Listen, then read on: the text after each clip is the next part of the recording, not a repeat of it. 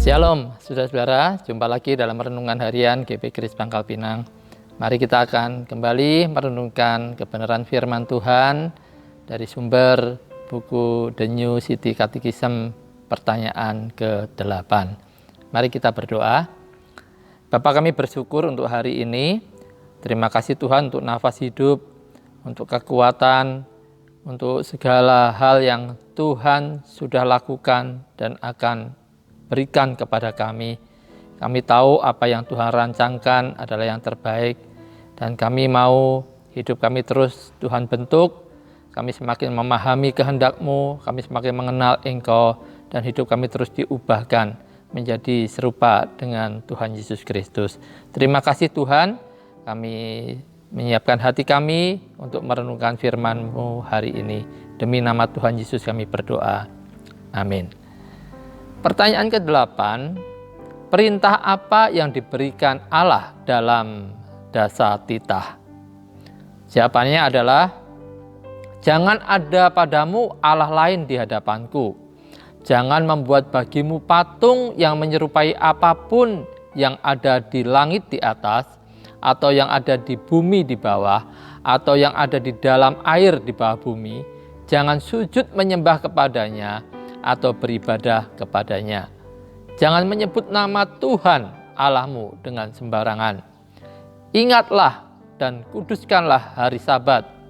Hormatilah ayahmu dan ibumu.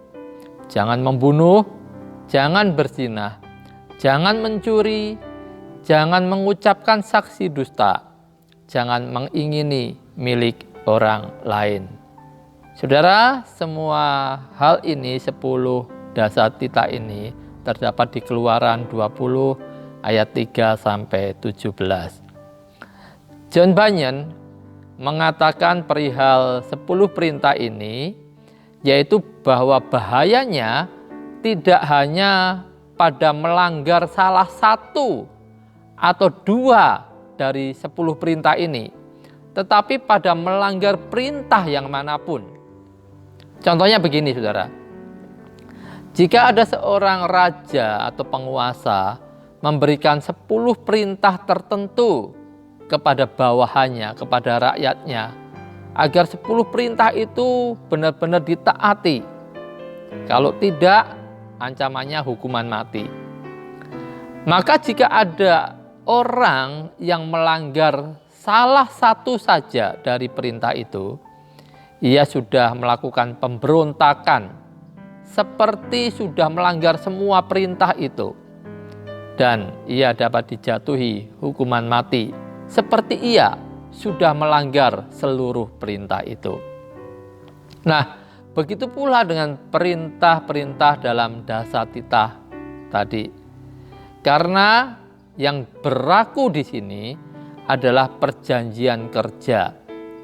Jika seorang mentaati 9 perintah tetapi melanggar 1 perintah saja, pelanggaran itu pasti menghancurkannya dan menjauhkannya dari sukacita surgawi. Seakan-akan ia sudah benar-benar melanggar semua perintah itu. Meskipun saudara sudah mentaati perintah ini selama 10 tahun, 20 tahun, 50 tahun, bahkan seumur hidup saudara sampai 70 tahun. Namun jika saudara melanggar sekali saja, saudara juga akan dianggap gagal untuk taat terhadap perintah itu. Maka orang yang tetap tinggal di dalam perjanjian kerja, tetap berada di dalamnya, di dalam perjanjian kerja ini, pasti akan dihancurkan oleh perjanjian itu. Kita semua punya masalah dalam mentaati Dasa Titah ini, karena kita semua adalah manusia yang terlahir dalam dosa, perbudakan dosa, dan pementingan diri sendiri. Dan pada akhirnya, tak ayal lagi kita akan melanggar hukum Allah ini. Ya, 1 atau 2 perintah atau lebih. Saudara, 4 perintah pertama yang diberikan dari 10 Dasa Titah tadi, itu berkaitan dengan relasi kita dengan Allah. Dan diringkas oleh Tuhan Yesus menjadi kasihilah Tuhan Allahmu dengan segenap hatimu, dengan segenap jiwamu, dan dengan segenap akal budimu. Lalu 6 perintah berikutnya berkaitan dengan relasi kita dengan orang lain, yang diringkas Tuhan Yesus menjadi kasihilah sesamamu manusia seperti dirimu sendiri. Dalam Matius 22 ayat 37 dan 39. Maka dari itu Tuhan memberikan suatu perjanjian baru. Karena keterbatasan kita tidak mungkin dapat mentaati hidup di dalam perjanjian kerja. Maka Tuhan memberikan perjanjian baru, yaitu perjanjian anugerah. Hanya orang-orang yang berada di dalam perjanjian anugerah ini, atau covenant of grace, yang pasti akan diselamatkan oleh perjanjian itu.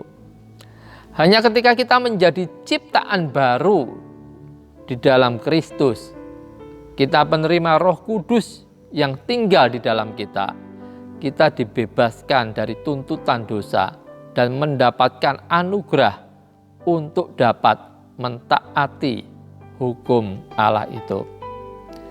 Mentaati perintah-perintah Allah bukan lagi menjadi suatu beban berat, tetapi justru menjadi sarana yang menolong kita untuk dapat hidup dalam perdamaian dengan Allah, dengan diri sendiri, dan dengan orang lain.